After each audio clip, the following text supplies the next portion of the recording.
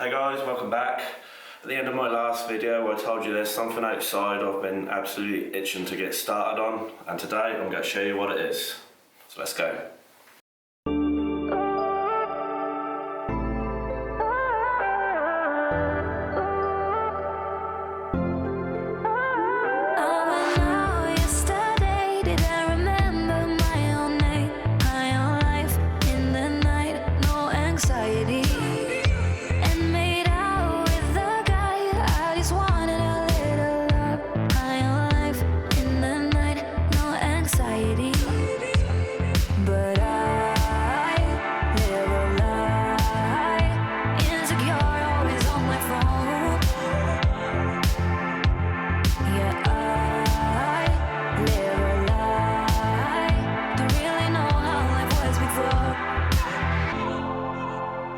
But I do what I like and I do as I please. Ooh, 'cause I was born in the 90s. But I do what I like and I do as I please. Ooh, 'cause I was born in the 90s.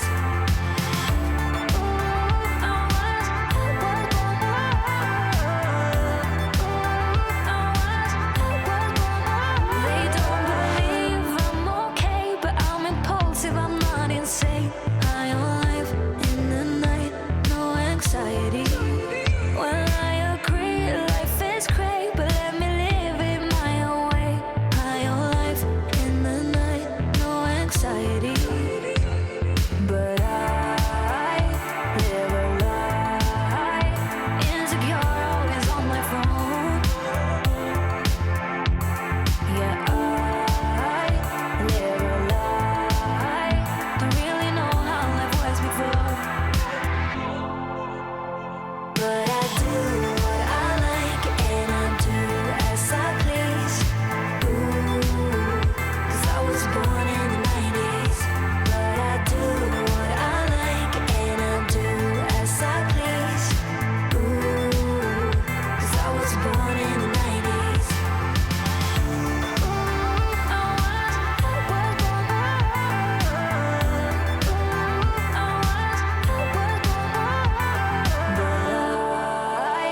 Live a lie, insecure, always on my phone. Yeah, I live a lie. Don't really know how life was before. But I do what I like and I do as I please. Ooh, 'cause I was born in the 90s. But I do what I like and I do as I please. Ooh, 'cause I was born in the 90s.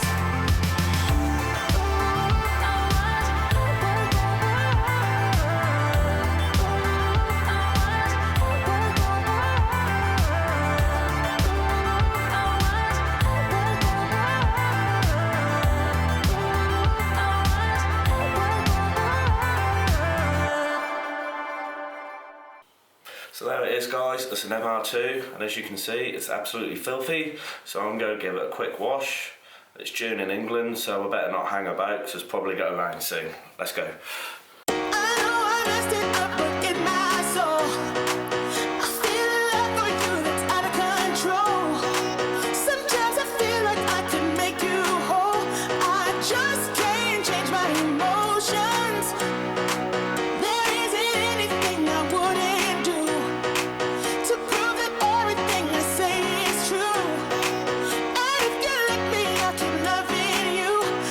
Just can't change my emotions.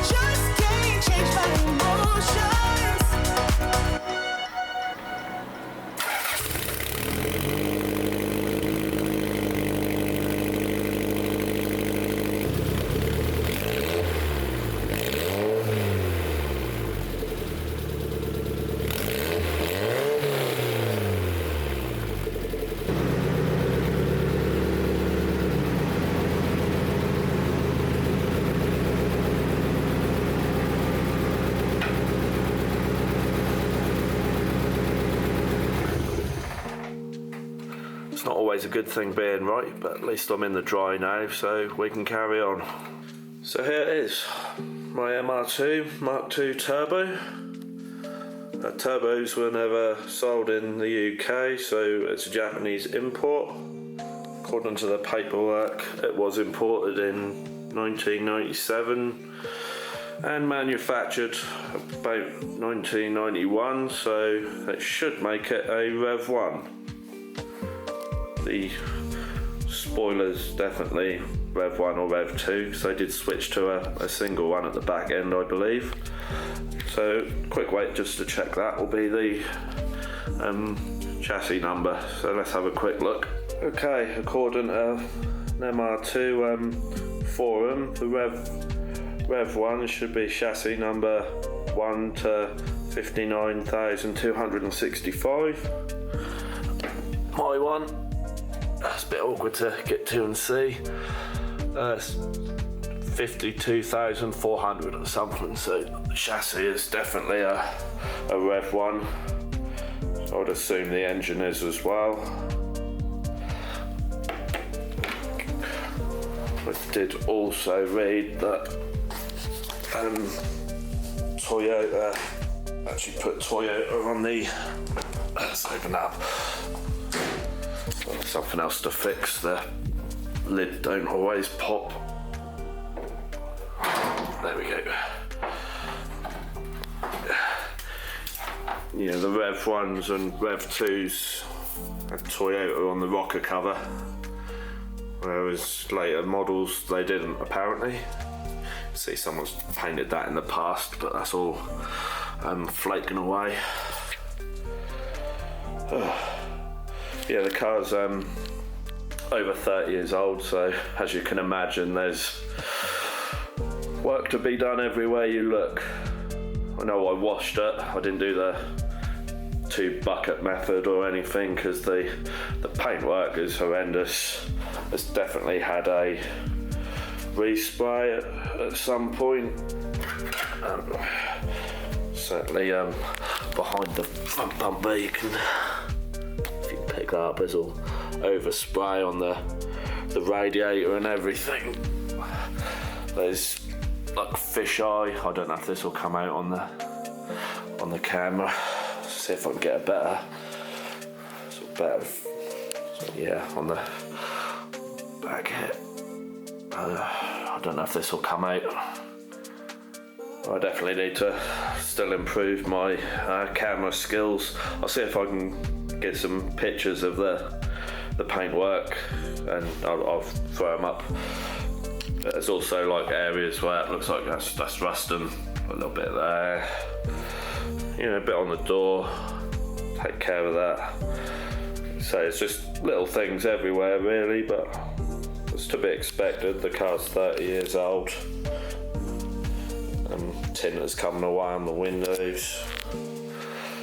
At some point the pipes developed a leak that brings the coolant up to the front, so the previous owners put hoses there, which does make it harder to drain the coolant because there should be 2 bolts underneath, which I found out the hard way.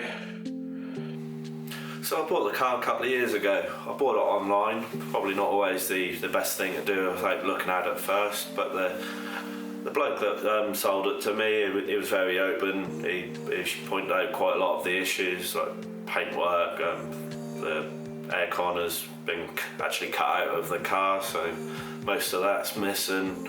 And yeah, he answered all my questions and we agreed a price, and I went and picked it up and drove it home.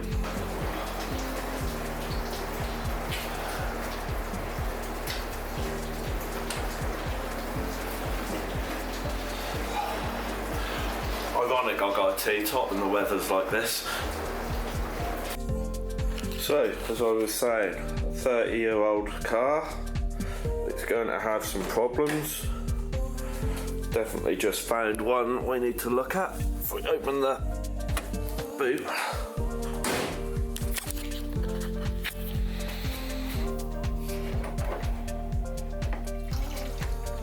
Hear that? Full of water, if you can see that. don't know if you can see it coming out, but it's definitely starting to make a mess on my floor. So we've got to find out where that water's getting in and if it's done any damage. So I got this car a couple of years ago. That's one of them things I kind of wanted when I was a young driver, but I couldn't afford it, mostly because the annual insurance was more than what you could buy one of these for. Probably because everyone was crashing them because they weren't used to mid-mounted engines and the snap oversteer caught them by surprise. So it never happened. So I always wanted one of these in red. As you know, red always gives you at least 5 brake extra horsepower. I also want one of the earlier revisions because I just prefer the back end. I think the spoiler looks nicer like this, but I also like the squareness of the Zinky headlights. I know a lot of people upgrade them to the kooky ones, but I just like a little bit of like the squareness kind of left over from the 80s, but it's combined with sort of more of the curves that you sort of see from, you know, more 90s sort of cars. So it was a happy blend between the two for me. So when I found this car online, I thought it was time to get one. I was going through a lot of stuff which we don't need to talk about, but I thought getting one of these would help me out mentally. Sadly, my plan didn't work. I started doing a few little jobs on the car, but my mind just wasn't in the right place. I couldn't concentrate on what I was doing. So rather than potentially damaging or destroying parts on the car, I just decided to leave it alone, and sadly the car's just been sat ever since. So now things have improved, I'm ready to get stuck in. Not really sure how to film this for YouTube. I'm sort of torn between, do I do a video for each specific thing? So if I'm doing work with the brakes, just one video for the brakes. Or should I do it more in a chronological order? Because as you know, if you're a car guy, you probably start one job and that leads to another. When you're halfway through it, plenty of while you're in there, things sort of crop up. So should I do it more chronologically? Something for me to think about. But good news for me, I've had my first subscriber, so whoever you are, thank you very much. I really appreciate it. So thanks for watching. Join me on my next video where we're going to give the car a once over and start compiling a list of issues that we need to address. Till next time, take care.